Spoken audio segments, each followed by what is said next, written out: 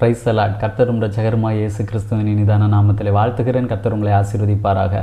இந்த இனிய நாளை காண செய்த தேவாதி தேவனுக்கு ஸ்தோத்திரம் உண்டாவதாக. எபிரேயருக்கு எழுதின நிருபம் 12வது அதிகாரம் 1வது வசனம்.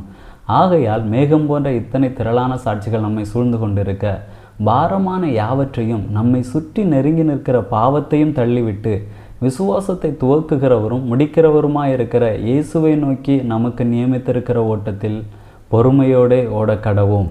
இங்கே சொல்லப்பட்டிருக்கிறது, இத்தனை திரளான சாட்சிகள் நம்மை சூழ்ந்து கொண்டிருக்க, பாரமான யாவற்றையும் நம்மை சுற்றி நெருங்கி நிற்கிற பாவத்தையும் தள்ளிவிட்டு, நாம் ரட்சிக்கப்பட்ட பிறகு நம்முடைய வாழ்க்கையிலே இயேசுவை நோக்கி ஓடும் பொழுது, நமக்கு நியமித்திருக்கிற அந்த ஓட்டத்திலே ஓடும் பொழுது பாவங்களை எல்லாவற்றையும் தள்ளிவிட்டு ஓடுகிறோம்.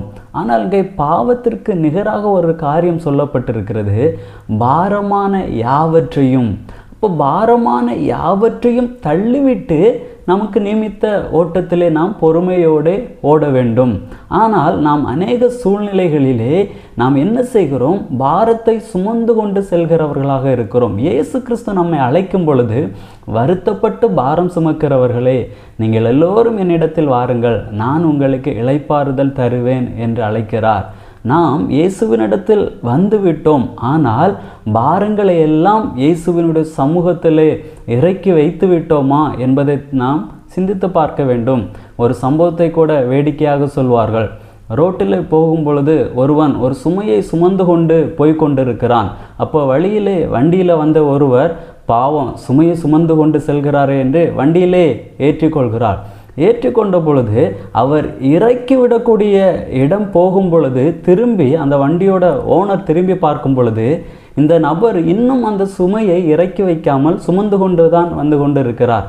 உடனே அந்த நபரிடம் அந்த வண்டியோட ஓனர் கேட்ட கேள்வி, உங்களுடைய சுமையை நீங்கள் இறக்கி வைக்க வேண்டும் என்பதற்காக தான் நான் வண்டியில் உங்களை அழைத்து கொண்டு வந்தேன், ஏன் நீங்கள் சுமந்து கொண்டே வருகிறீர்கள் என்று கேட்கிறார். அதே போல தான் இயேசு கிறிஸ்து நம்மை அழைத்தது நம்முடைய பாரத்தை நாம் சுமந்து கொண்டு செல்லும்படியாக அல்ல, எல்லா பாரத்தையும் அவருடைய சமூகத்திலே இறக்கி வைக்க வேண்டும் என்பதற்காக. அந்த நபர் சுமந்து கொண்டு சென்றது போல தான் அநேக சூழ்நிலையிலே நாம் சுமந்து கொண்டு போகிறோம்.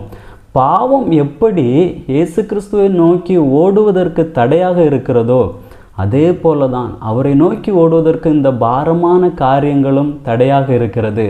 அப்போ இந்த பாரங்களை எல்லாவற்றையும் நாம் தள்ளி வைத்து விட்டு ஓடும் பொழுது நிச்சயமாக நமக்கு அந்த நியமிக்கப்பட்ட அந்த ஓட்டத்திலே நிச்சயமாக நாம் வெற்றியாக ஓடி முடிக்க முடியும். ஜெபிக்கலாமா?